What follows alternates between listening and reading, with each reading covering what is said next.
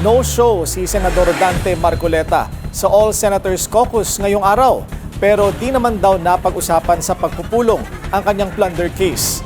Narito ang agenda report ni Hannah T. Wala si Senator Dante Marcoleta sa All Senators Caucus ngayong araw. Tanging sina Senators Robin Padilla at Loren Legarda lang ang sumipot mula sa Senate Minority. Hindi nagkomento ang mga senador pagdating sa kasong plunder na isinampa laban kay Marcoleta. I don't want to make any comments right now. I'm sorry. Pinag-usapan lang daw nila ang last leg of preparations para sa impeachment trial ni VP Sara. Basta ang pinag-usapan lang namin is all about impeachment. Binigyan kami ng mga documents para to follow yung sequencing. That's it. Una nang nanawagan si Tulfo na sanay makarating ang minorya sa pagpupulong para hindi raw sila iba-iba ng posisyon. Pasok na kayo. Pag-usapan natin itong impeachment Monday.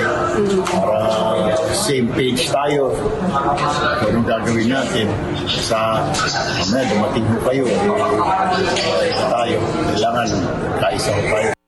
May mga minungkahi raw si Legarda sa meeting ayon kay Padilla pero hindi pa ito idinetalye sa ngayon.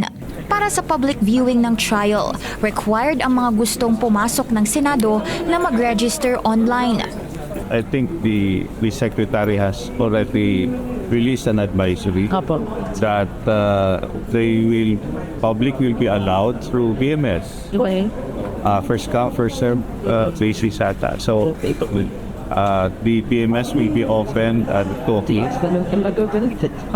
daily, and then doon magre-register yun. 61 seats ang bukas sa publiko at naka-first come, first served basis ito sa portal ng Senate website. Ang approved registrants, i-issuehan ng QR code na bibigyan ng entry pass pa session hall.